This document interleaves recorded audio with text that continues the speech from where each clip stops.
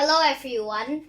You might wonder how I can do stuff like this.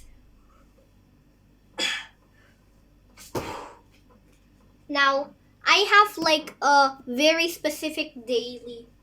I do this like every day. So first, you're going to do a few pull-ups. Second, you just swing on the bar.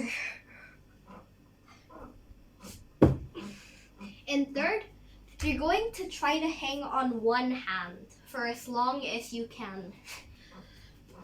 Make sure you do it once with each hand. Now, you don't have to do this, but try to do a pull-up with the least amount of fingers. Like, I will take these 4 fingers, and I can still do a pull-up with them. Now, you're going to do this for daily, but if you have these things, well, actually no need them. Just keep repeating this daily thing, like almost every day, and then you might be able to do this.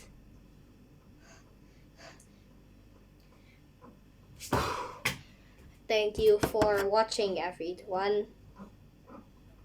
On my tutorial for doing whatever that is.